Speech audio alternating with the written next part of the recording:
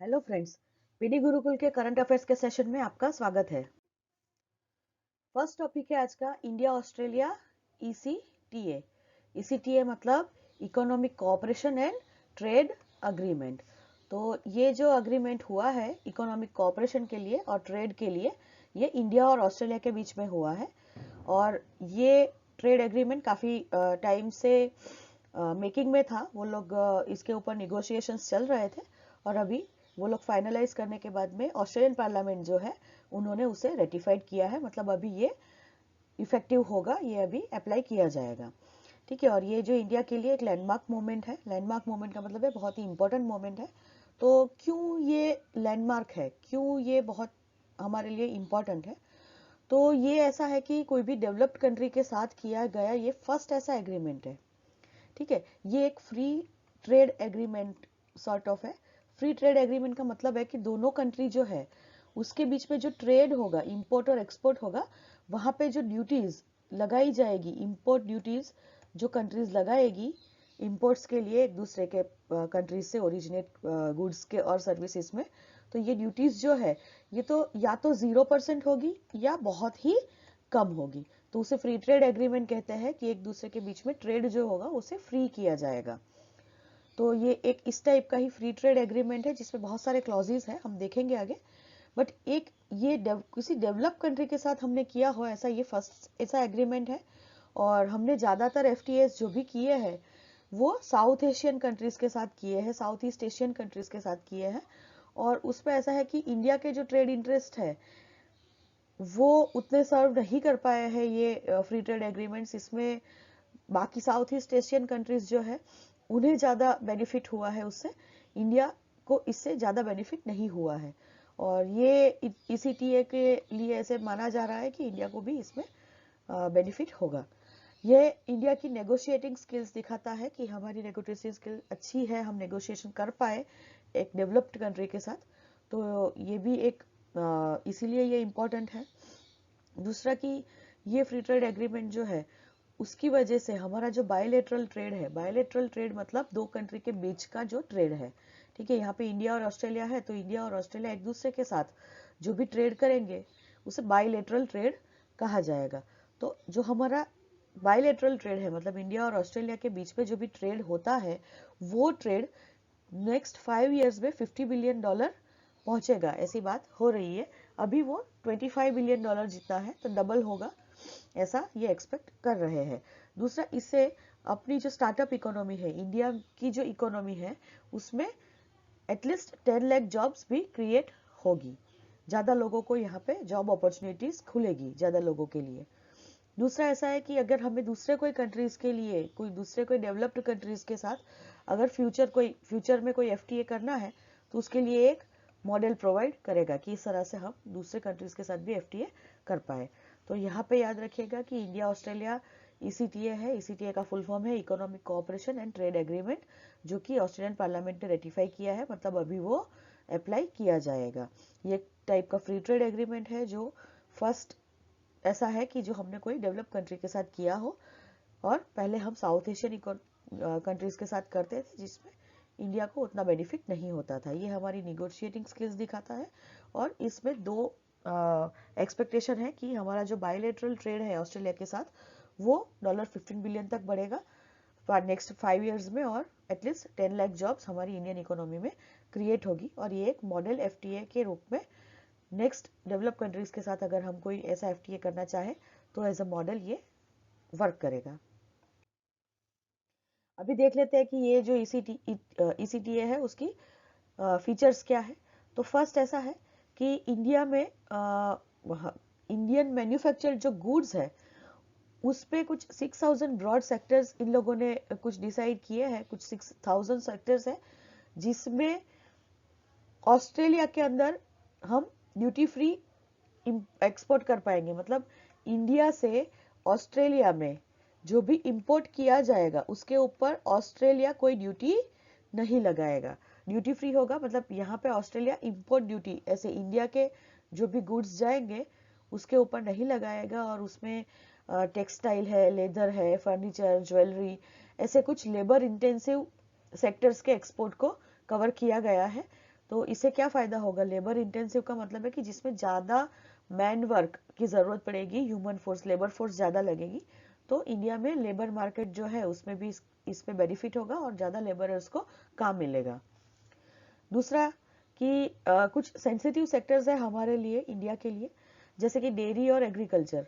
ठीक है, तो उसमें हमें ये डर हमेशा रहता है कोई भी एफटीए जब भी करे, तो अगर हम डेयरी और एग्रीकल्चर इंपोर्ट्स इसे अगर हम करते हैं कोई भी कंट्री से, तो हमारे जो लोकल डेयरी और एग्रीकल्चर मैन्युफैक्चरर्स हैं उन्हें नुकसान हो सकता है। ये हमारा ऑलवेज एक कंसर्न रहता है।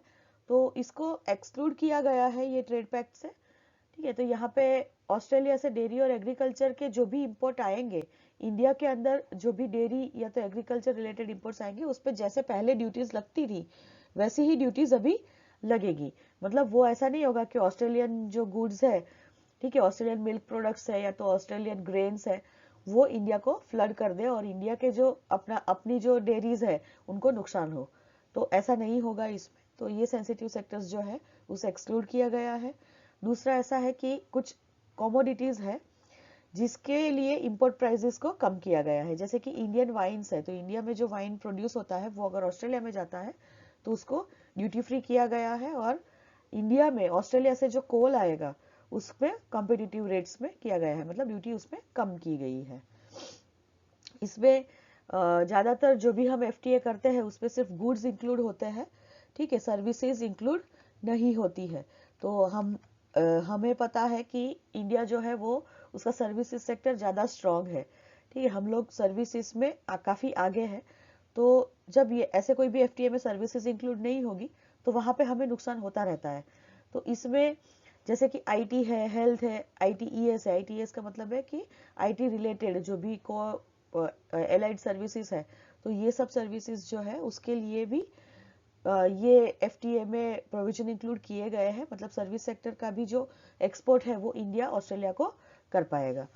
नेक्स्ट है कि इंडिया के कंसर्न्स कुछ है कि रूल्स ऑफ ओरिजिन, सैनिटरी और फाइटोसैनिटरी मेजर्स जो है, फिर मूवमेंट ऑफ पर्सन है, इसे भी इसमें इंक्लूड किया गया है। तो रूल्स ऑफ ओरिजिन कंसर्न क्या है कि इंडिया में हम लोग कुछ कंट्रीज है जहाँ के चीप इंपोर्ट जो भी है उसके ऊपर ज्यादा ड्यूटीज लगाते हैं। तो जैसे कि चाइना, ठीक है, तो यहाँ पे ये हो सकता है कि ऑस्ट्रेलिया के साथ हमारा एफटीए है, तो चाइना क्या करेगी, चाइना उसकी प्रोडक्ट ऑस्ट्रेलिया में भेजेगी, फर्स्ट यहाँ पे एक्सपोर्ट होगा अगर ऑस्ट्रेलिया चाइना का फ्री ट्रेड एग्रीमेंट है तो, और फिर ऑस्ट्रेलिया से वो प्रोडक्ट इंडिया में आएगी।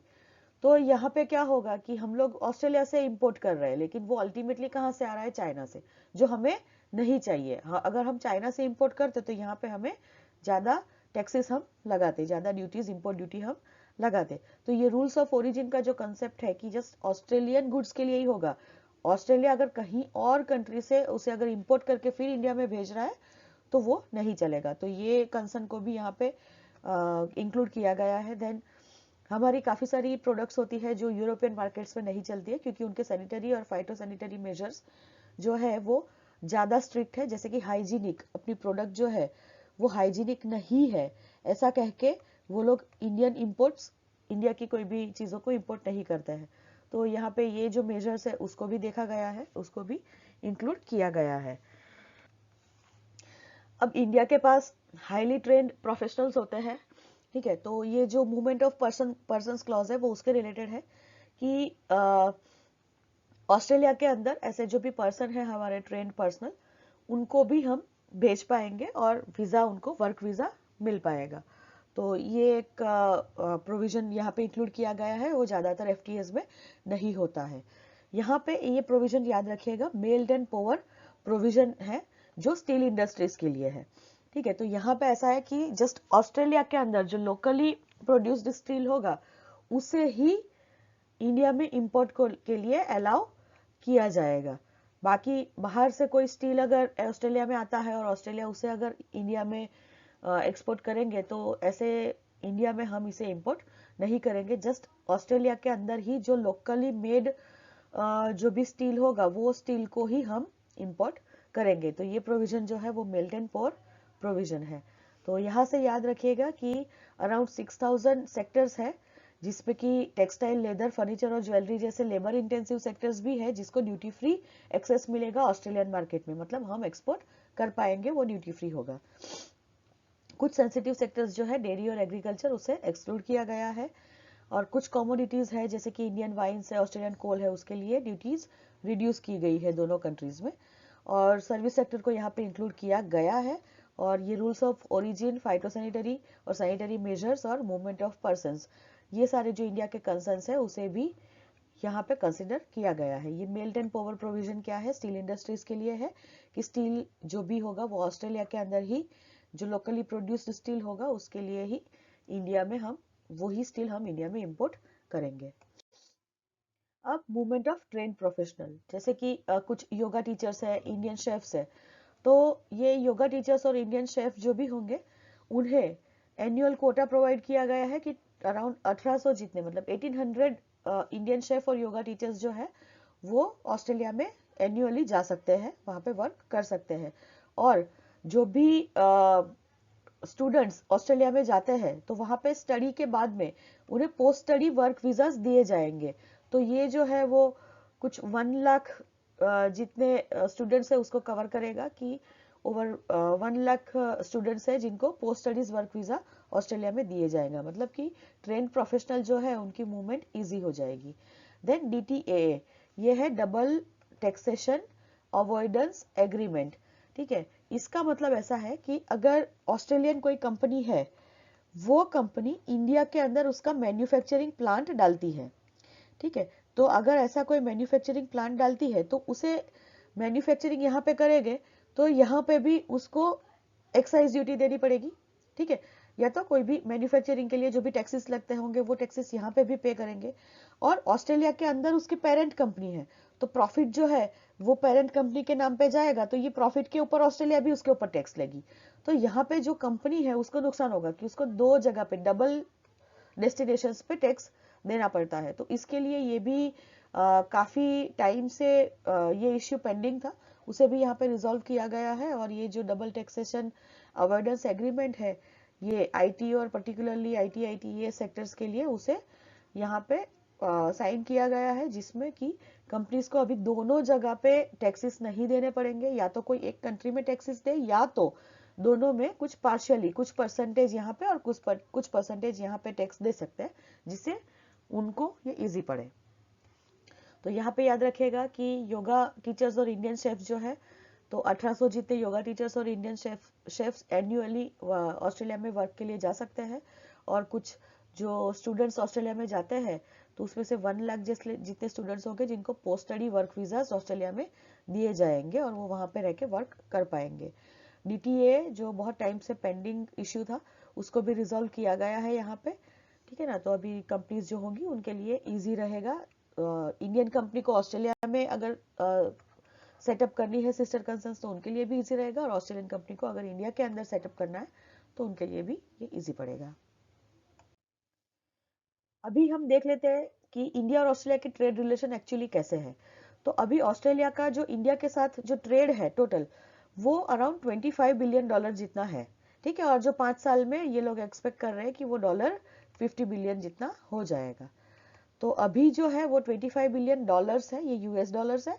और ऑस्ट्रेलिया के लिए ऐसा बोला जाता है कि इंडिया जो है वो 8th लार्जेस्ट ट्रेड पार्टनर है, कि हम जो है वो काफी बड़ा शेयर है ऑस्ट्रेलिया का इंडिया के साथ ट्रेड रिलेशन में। जिसमें कुछ ऐसा है कि फाइनेंशियल ईयर 2019-20 में जो ट्रेड हुआ था ऑस्ट्रेलिया का, तो उसमें 3% शेयर जो है वो इंडिया के साथ उसने किया था, बाकी सारे कंट्रीज के साथ बाकी 97% होगा। कि जो टोटल 26.24 बिलियन जितना है ये ऑस्ट्रेलियन डॉलर्स है, ए डॉलर मतलब ऑस्ट्रेलियन डॉलर्स। तो 26.24 बिलियन ऑस्ट्रेलियन डॉलर का जो शेयर था वो इंडिया के साथ था, और वो 3% जितना कैटर करता है। अभी यहाँ पे देखते हैं कि इंडिया जो एक्सपोर्ट करता है वो कितने हैं, तो 7.59 Australian dollar, 7.59 billions Australian dollar जो है, इतना वैल्यू का एक्सपोर्ट इंडिया ऑस्ट्रेलिया में करता है।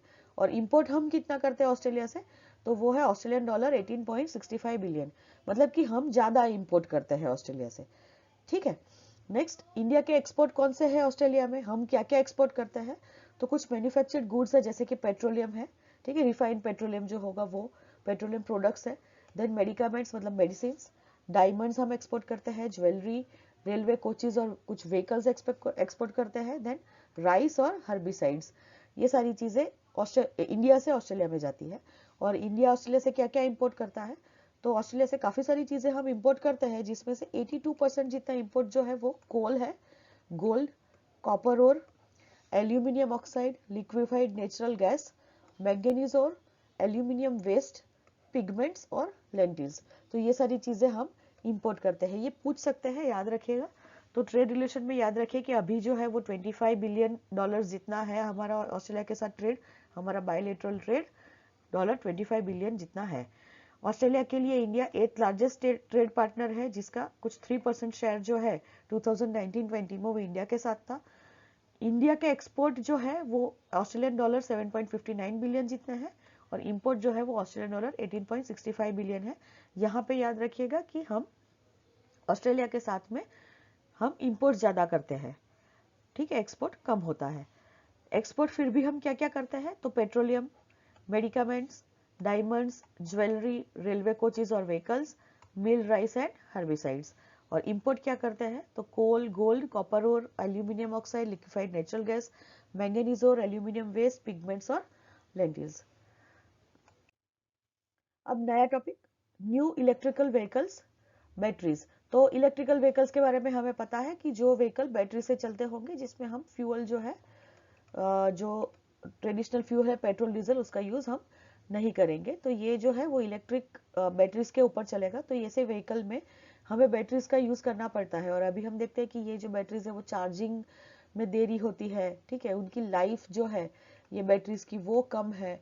तो इसीलिए ये कंटिन्यूअस एक प्रोसेस है कि इलेक्ट्रिक व्हीकल को ज्यादा अगर प्रमोट करना है इंडिया में, पॉल्यूशन कम करने के लिए हम इलेक्ट्रिक व्हीकल्स को प्रमोट कर रहे हैं। तो अगर ये ज्यादा अगर हमें प्रमोट करना है, तो उसके लिए बैटरीज कुछ अच्छी कॉस्ट एफिशिएंट और ज्यादा जिसकी ड्यूरेबिलिटी हो, लाइफ साइकिल ज्यादा हो और जो फास्ट चार्जिंग कर पाए, तो ऐसी बैटरीज को डेवलप करना जरूरी है। तो उसके लिए ऐसी नई बैटरीज को प्रमोट करने के लिए या तो प्रोड्यूस करने के लिए ये जो centre for science and environment है, कि जो एक नॉन प्रॉफिट ऑर्गेनाइजेशन है, उसने डिपार्टमेंट ऑफ साइंस और टेक्नोलॉजी के साथ में एक कोलैबोरेशन किया है, जहां पे वो एक प्लेटफॉर्म प्रोवाइड करेंगे कि जो भी कंपनीज है जो इलेक्ट्रिकल व्हीकल की बैटरीज बनाना चाहेगी, उनके लिए एक प्लेटफॉर्म होगा, उनको हेल्प दी जाएगी, जो इंडियन रिक्वायरमेंट्स को सूट करे ऐसी बैटरीज बनाएंगे। यहाँ पे दूसरा भी एक न्यूज था कि आईआईटी गांधीनगर और जापान के जो रिसर्चर्स है, उन्होंने एक नया एनोड मटेरियल बनाया है। यहाँ पे कैथोड ज्यादातर लिथियम रहता है, ठीक है, तो लिथियम कैथोड रहेगा और उसके साथ में दूसरे कुछ कंपाउंड्स होंगे जो एनोड के रूप में वर्क करेंगे। ये कैथोड और एनोड क्या है, जैसे कि बैटरी है ये, तो यहाँ पे जो पॉजिटिव टर्मिनल है उसे हम एनोड कहते हैं, और जो नेगेटिव टर्मिनल है उसे हम कैथोड कहते हैं। और इनके बीच में जब करंट फ्लो होगा, मतलब कि ये बैटरी जो है वो काम करेगी, ये करंट प्रोड्यूस करेगी। तो ये जो है इन लोगों ने ऐसा एक एनोड मटेरियल डिस्कवर किया है, जिसमें ये जो लिथियम आयन बैटरीज है उसकी जो लाइफ है वो बढ़ेगी और चार्जिंग जो है वो अल्ट्रा फास्ट होगा। तो ये लिथियम आयन बैटरीज क्या है, तो लिथियम आयन बैटरीज का मतलब है कि ये एक टाइप की रिचार्जेबल बैटरी है, जिसे हम रिचार्ज कर सकते हैं। हम अपने लैपटॉप्स, मोबाइल्स जो चार्ज करते हैं, तो ये सब जो चीजें हैं उसमें ये लिथियम आयन बैटरीज का यूज होता है। तो ये रिचार्जेबल बैटरीज है जिसमें जो एनर्जी है वो लिथियम आयंस के रूप में स्टोर होती है। तो यहाँ से क्या याद रखना है कि एक कोलैबोरेशन सीएससी और डीएसटी ने किया है, जिसमें वो लोग एक प्लेटफॉर्म बना रहे हैं जिसके इंडस्ट्री को फायदा होगा। और आईआईटी गांधीनगर और जापान ने कुछ एक मटेरियल डिस्कवर किया है, जिसमें लाइफ ज्यादा बढ़ेगी और अल्ट्रा फास्ट चार्जिंग पॉसिबल होगा। लिथियम आयन बैटरीज वो एक टाइप की रिचार्जेबल बैटरी है जिसमें एनर्जी लिथियम आयंस के रूप में स्टोर होती है। अभी ये कोलैबोरेशन है, तो इसका क्या है आउटलाइन, तो यहाँ पे ये एक एक्सपर्ट इंडस्ट्री प्लेटफॉर्म है, जहाँ पे एक्सपर्ट और इंडस्ट्री दोनों को एक साथ में लाया जाएगा। एक्सपर्ट जो है वो अपनी एक्सपर्टाइज और अपनी टेक्नोलॉजी इंडस्ट्री को देंगे और इंडस्ट्रीज मैन्युफैक्चर करेंगे। तो ये जो नए इलेक्ट्रिकल व्हीकल बैटरीज जो है उसको ये टेक्नोलॉजी डेवलप करने और मैन्युफैक्चरिंग करने के लिए एक प्लेटफॉर्म प्रोवाइड किया गया है। यहाँ पे जो बैटरीज है उसमें देखेंगे कि इंडिया की नीड के हिसाब से ये बैटरीज वर्क करे और क्लाइमेट स्ट्रेस उससे कम हो। मतलब एक्चुअली ये सब बैटरीज जो है उसमें ई वेस्ट प्रोड्यूस होता है, तो ये ई वेस्ट कम से कम प्रोड्यूस हो ऐसा ट्राई किया जाएगा। ऐसे मटेरियल्स यूज होंगे कि जो ज़्यादा हार्मफुल ना हो। यहाँ पे एप्लीकेशन स्पेसिफिक बैटरीज भी डेवलप की जाएगी, जैसे कि पब्लिक ट्रांसपोर्ट बसेस जो होंगी उसमें लिथियम टाइटेनेट का यूज होगा और ई रिक्शा के लिए सोडियम आयन का यूज होगा। यहाँ पे बैटरीज जो है उनकी रिसाइकलिंग पे भी ध्यान दिया जाएगा कि जो पुरानी बैटरीज है उसमें से कुछ कंपोनेंट निकाल के न्यू बैटरीज बनाई जाए। यहाँ पे ये जो बैटरी है, ठीक है, उसका ईवी जो है वो बैटरी ईवीज के अंदर कैसे परफॉर्म दे रही है, उसका इन यूज परफॉर्मर और ये ड्यूरेबिलिटी कितनी है, उसकी लाइफ साइकिल कितनी है, उसके लिए कुछ रेगुलेशन डेवलप करेगा ये कोलैबोरेशन। और कुछ डेटाबेसेस प्रोवाइड करेगा, जैसे कि परफॉर्मेंस कैसा है, सेफ्टी पैरामीटर्स कैसे है ये बैटरीज के, कितनी सेफ है ये बैटरीज, तो उसके लिए कुछ डेटाबेसेस भी ये बनाएंगे। फिर इलेक्ट्रिकल व्हीकल को टेस्ट करने के लिए कुछ न्यू सेफ्टी टेस्ट जो है वो भी डिजाइन किए जाएंगे। देन ये एक ऑटोमोटिव रिसर्च एसोसिएशन है इंडिया का जो टेस्टिंग और सर्टिफिकेशन के लिए इंफ्रास्ट्रक्चर रेडी करेगा। दूसरा कि BIS जो है वो परफॉर्मेंस नॉर्म्स जो होते हैं लिथियम आयन बैटरीज के वो प्रोवाइड करता है, तो उसको ये जो भी नई बैटरीज बनेगी वो उससे फॉलो करती है ये BIS नॉर्म्स को, वो भी देखा जाएगा। तो यहाँ पे कोलैबोरेशन में क्या क्या है, तो एक एक्सपर्ट इंडस्ट्री प्लेटफॉर्म है जो इंडिया की नीड्स और क्लाइमेट स्ट्रेस के हिसाब से बैटरी बनाएंगे, और एप्लीकेशन स्पेसिफिक कुछ बैटरीज बनाई जाएगी, रिसाइकलिंग पे ध्यान दिया जाएगा। दूसरा इन यूज परफॉर्मेंस और ड्यूरेबिलिटी के लिए रेगुलेशन डिफाइन किए जाएंगे और सेफ्टी पैरामीटर्स और परफॉर्मेंस रिलेटेड डेटाबेसेस प्रिपेयर किए जाएंगे। कुछ नए सेफ्टी नॉर्म्स जो है, सेफ्टी टेस्ट जो है वो भी डिफाइन किए जाएंगे, डिजाइन किए जाएंगे और ये टेस्टिंग और सर्टिफिकेशन के लिए इंफ्रास्ट्रक्चर प्रोवाइड किया जाएगा। और BIS स्टैंडर्ड्स को अगर ये बैटरीज कैटर करती है कि नहीं वो देखा जाएगा। इसकी एप्लीकेशंस क्या क्या है, लिथियम आयन बैटरीज कहाँ कहाँ पे यूज होती है, तो इंडस्ट्रियल मशीनरी जैसे कि इलेक्ट्रिकल कार्ट्स है, इलेक्ट्रिकल फॉकलिफ्ट्स है। कार्ट का मतलब है एक जो भी हैवी मटेरियल होगा उसको एक जगह से दूसरी जगह पे ले जाने के लिए जो कार्ट्स यूज होंगे या तो जो व्हीकल्स यूज होंगे इस इलेक्ट्रिकल कार्ट्स कहेंगे जो ये बैटरीज पे चलते होंगे। फोकलिफ्ट्स मतलब कि ऐसे ही मटेरियल को अगर कुछ हाइट पे आप पहुंचाना है तो वो लिफ्टिंग के लिए जो मशीन यूज होते हैं इसे फोकलिफ्ट से कहते हैं, तो वो भी इलेक्ट्रिकल है, मतलब ऐसे बैटरी के ऊपर बैटरी ऑपरेटेड फोकलिफ्ट में इसका यूज हो सकता है। एलिवेटर्स जो कि अपने लिफ्ट है उसमें यूज हो सकता है, और कुछ पावर टूल जैसे कि ड्रिलिंग मशीन है, ठीक है, और दूसरे काफी सारे मशीन आते हैं जिसके अंदर ये इलेक्ट्रिकल बैटरीज का यूज हो सकता है। दूसरा UPS अनइंटरप्टेबल पावर सप्लाई जो हम यूज करते हैं वैसे कि जो बड़े पैमाने पे हमें यूज होता है, जैसे कि कम्युनिकेशंस के अंदर कुछ रिले बेस्ड स्टेशन होते हैं, तो कम्युनिकेशन के लिए एक जगह से दूसरी जगह पे इंफॉर्मेशन को रिले किया जाता है, तो ये जो स्टेशंस है ये स्टेशंस में पावर सप्लाई हमेशा मिलता रहे उसके लिए ये EV बैटरीज काम में आ सकती है। और डेटा सेंटर्स जो भी होंगे वहां पे भी ये पावर सप्लाई 24/7 इंश्योर करने के लिए ये बैटरीज का यूज किया जा सकता है। दूसरा मोबाइल डिवाइस फील्ड टेक्नोलॉजी जो भी है, जैसे कि IoT सेंटर है, IoT मतलब इंटरनेट ऑफ थिंग्स, और वेरेबल डिवाइसेस मतलब कि स्मार्ट वॉचेस वगैरह, तो उसके अंदर ये जो भी बैटरीज है उसका यूज किया जा सकता है। देन एडवांस टेक्नोलॉजी फील्ड्स कुछ है जैसे कि सैटेलाइट्स, रोबोट्स, सबमरीन्स, उसमें भी ये बैटरी का यूज हो सकता है। तो ये एप्लीकेशंस ऐसा है तो पॉज करके नोट कर लीजिए, पूछ सकते हैं एग्जाम में कि एप्लीकेशंस कहाँ कहाँ पे, तो ये सारी जो एप्लीकेशंस है उसको नीचे ABCD करके या 1 2 3 4 करके ऑप्शंस में दे सकते हैं, तो ये नोट कर लीजिएगा कहाँ कहाँ पे यूज हो सकता है लिथियम आयन बैटरीज का। दूसरा है कि हम types of lithium ion batteries देख लेते हैं कि अभी अभी फिलहाल कौन से कॉमनली कौन सी यूज होती है, अभी यूज में कौन सी है। तो फर्स्ट है लिथियम कोबाल्ट ऑक्साइड बैटरी की जो चीप है और कंज्यूमर इलेक्ट्रॉनिक्स में और इलेक्ट्रिकल व्हीकल्स में उसका यूज होता है। Then lithium nickel manganese cobalt battery की जो एक्चुअली इलेक्ट्रिकल व्हीकल के लिए बनाई गई थी, लेकिन अभी उसकी कॉस्ट इफेक्टिवनेस ज्यादा है, मतलब कि वो ज्यादा चीप है, तो इसीलिए इसका काफी सारा यूज हो रहा है काफी सारी जगहों पे। देन लिथियम आयन फॉस्फेट, ये जो है ये एकदम सेफेस्ट टेक्नोलॉजी है और परफॉर्मेंस भी इसका बाकी बैटरीज से हाई है, ज्यादा है, लेकिन ये एक्सपेंसिव भी ज्यादा है। Lithium nickel cobalt aluminium oxide, तो ये जो है ये कोबाल्ट कंजम्पशन को रिड्यूस करने के लिए बनाया गया था, यहाँ पे निकल और एल्यूमिनियम ऑक्साइड का भी यूज हो रहा है कोबाल्ट के साथ में। और ये जो है एक सॉलिड परफॉर्मर है, मतलब कि इसका परफॉर्मेंस अच्छा है और कॉस्ट भी रीजनेबल है। तो हमें जस्ट ये 4 नाम याद रखने हैं कि कौन से टाइप्स है अभी यूज में।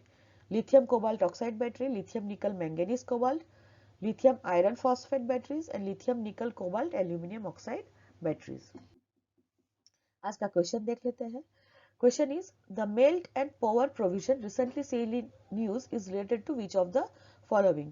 Option A, provision in recent Save Himalaya initiative to save glaciers. Option B, initiative to increase milk production in the country. Option C, provision in India-Australia ECTA to import Australian steel in India. D, none of the above. Pause the video and guess the answer. इसका answer है सी। ठीक है, हमें कौन सा पूछा है, तो ये प्रोविजन जो है ये इंडिया ऑस्ट्रेलिया इकोनॉमिक कोऑपरेशन और ट्रेड एग्रीमेंट में ऑस्ट्रेलियन स्टील ही इंडिया में इंपोर्ट हो, उसके लिए एक प्रोविजन है। आज के लिए इतना ही, फिर मिलेंगे नए करंट अफेयर्स वीडियो के साथ। Thank you.